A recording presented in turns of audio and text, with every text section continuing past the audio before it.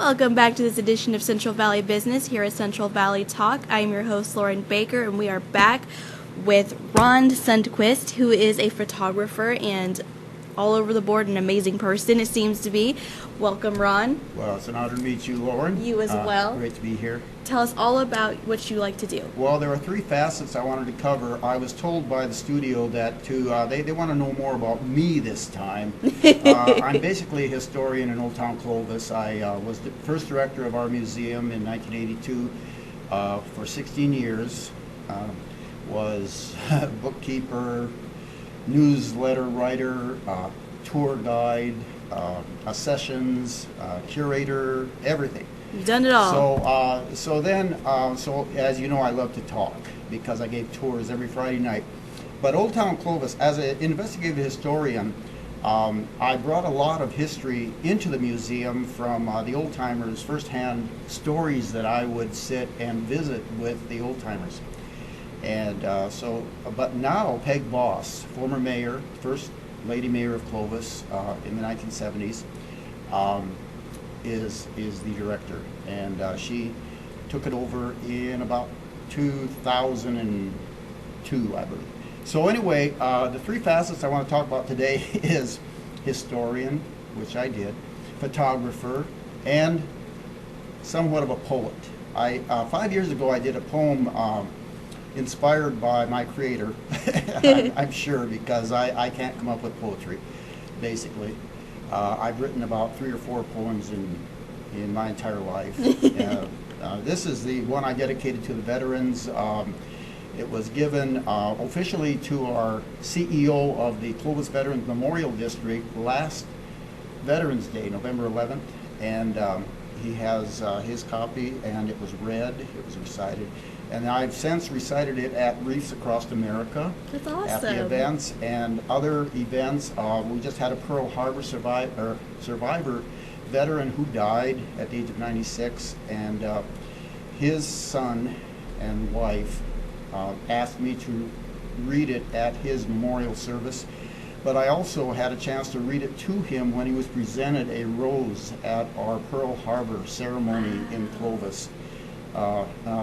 Few months, about 6 months before he died, and so it's very touching.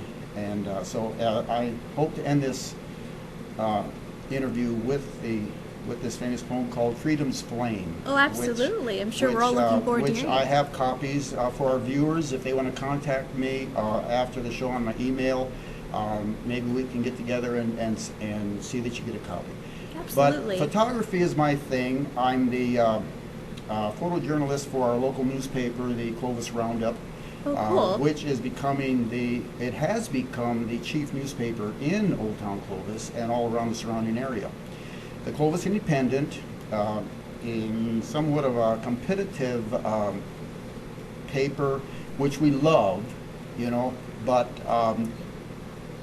the city of Clovis began with a paper back in the early 1900s called the Clovis Independent, and we at one time had 4 newspapers in Clovis, and now we have 2. We have a Clovis Independent, we have a Clovis Roundup.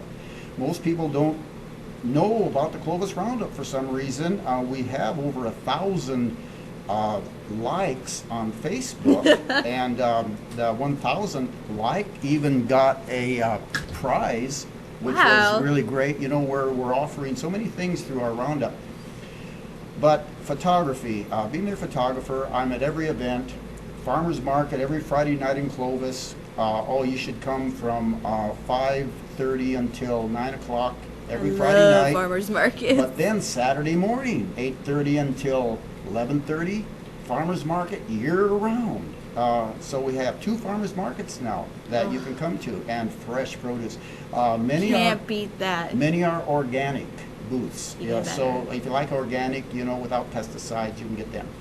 Honey, fresh baked goods, pastries, just everything.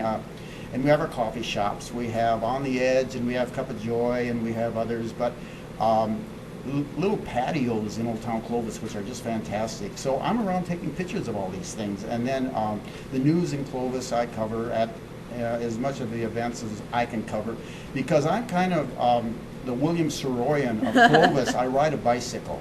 I have a driver's license. I drive cars, but no, I don't have a car right now. I'm riding a bicycle. I let other people drive me around, just like William Saroyan did. So I'm the William Saroyan of Clovis, and people call me Mr. Clovis. I don't know why, because I'm there all the time. But we have photos that I had sent to the studio. These are some of the astronomical things I did. This is called a rod, and these are actually filmed on video.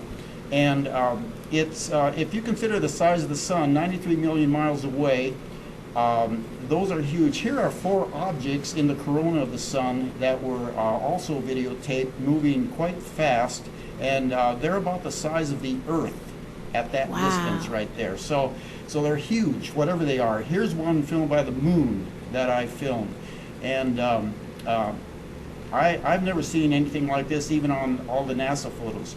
Here's one in the corona of the sun, actually wrapped in the plasma of the corona. And look at the color of the blue. Now here is one of 1,600 species of bees I filmed, and this is the one that really fights for pollen, as you can see. Oh, yes. You can see the pollen on its hind legs there. And I do macro photography quite a bit. I have 2 cameras, a little Nikon for my macro, and then a Canon for my sports photography for the paper. But these are, and here's an object I filmed just recently. This was without a filter. Normally I use sun filters on the cameras. This was filmed during the day. I shield half the sun by the roof of a building, and then I capture the sky and just half of the sun. And this object was in one of the photos. There's also little globes.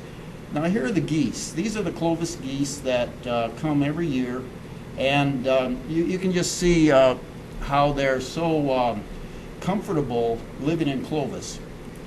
So those are a few of the photos that I've taken. I have so many that never are released, but they're in the computer files. It's like a private collection. well, someday I plan to publish, maybe a photo edition book or something with nature, categories of nature, sports. I've done Clovis West swim meets. I've done the pole vault in July in Clovis with Bob Fraley, who is a 28-year coach at Fresno State, retired now, but he's still involved. He was a teacher, and I'm working. I was inducted, getting to know about me, which I don't like to. I'm not a boaster or nothing, but people want to know. So I was inducted into the Clovis Hall of Fame in 2007 as a Spirit of Clovis award. Cool! But then in 1993, I got the Historical Award, not hysterical, historical. Okay, so.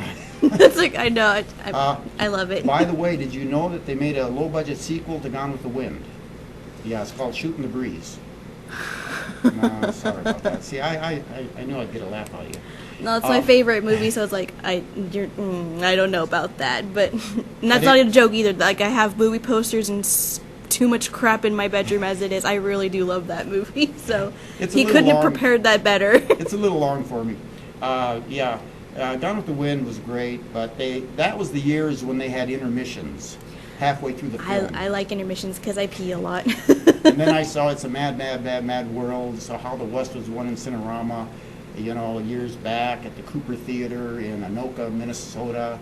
I saw The Alamo with John Wayne in San Antonio, Texas when it first was released, and not far from the Alamo.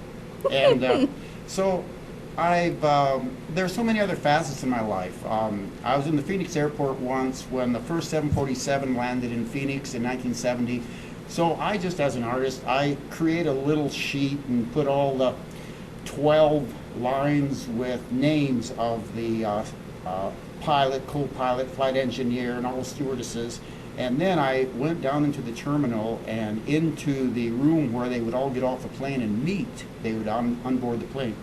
And I had them all sign this sheet, and it was the only one of its kind, a little 8 by 10 sheet. And some famous doctor, which I never found out, has it somewhere in his collection in Phoenix now.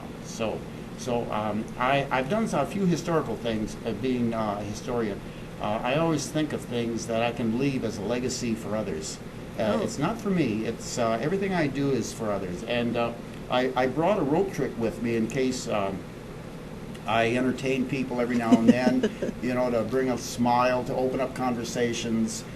Some people are uptight, you know, and this just loosens people up. And if you'd like to see this is actually, excuse me for bending down, but I was at the end of my rope the other day, so I bought some more.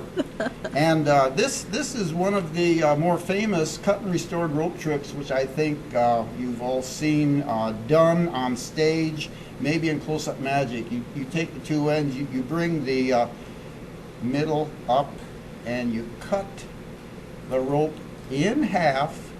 You take two of the ends, drop them, you take the other two, and tie a nice square knot. Nice and tight so it won't get away. And then, now of course there's nothing up my sleeve, nothing in my hands except the rope. And I wrap the ropes around my empty hand, nice and tight. Reach in for my magic wand. Well, actually, it's a magic marker. I tried wands before, and now with the knot firmly secured, let Lauren be my assistant today. Say the magic words. What are the magic Abracadabra. words? Oh, abracadabra. And you know, just like that, my hands will not leave your view, nor will the rope. But hopefully the ropes have tied themselves back together again. What? There they are. So that's just a little thing to loosen up, you know, people a little bit there. Oh, if I had the skill of sleight hand, I would do that all the time. But that was amazing. It's a joy being here. And, absolutely. And there's so much more facets that I could talk about, but I know we have so many exciting guests today that I just don't want to take up their time either. Would you like to close with reading your poem? Yes. Actually, I'll have copies. I have a copy for you, Lauren, that I will sign before we leave today. And this was dedicated to the veterans. And it's very touching. It makes me emotional every time I think about it. There comes a glow on a distant hill from hallowed ground each night. The flame of freedom casts this glow. Let no man dim this light. Our patriots ran with freedom's flame. They ran for you and me. A little child will sleep tonight and know that it is free. Let's pass this torch with freedom's flame to you and me this day. This fragile flame must never die. May it always light our way. The flame that melts the shackles and burns for what is right. Our sons and daughters kept the flame of freedom burning bright. So many came before us to shape this wondrous land. The life we live is not our own, for beside them all we stand. We join our hands in friendship, our hearts are joined in love. The history of our grand old flag unites us from above. Our lady stands with flame so bright, she greets the new day sun. I love my Lady Liberty, with freedom's flame I'll run. Now come with me to hallowed ground where freedom's price was laid. The flame of freedom shines tonight. Their flame will never fade. That was beautiful. Thank you so much for sharing that with all of us and everyone watching. Really, that was beautiful. Thank you. Thank you. That was amazing because we can feel that that was really from your heart and it shines Lauren, through. people see my lips move, but know it's my heart that is moved. I know. Thank you so much for sharing that with us. I just love all our veterans, and that was recited for all our veterans and anyone that has a veteran, that has lost a veteran.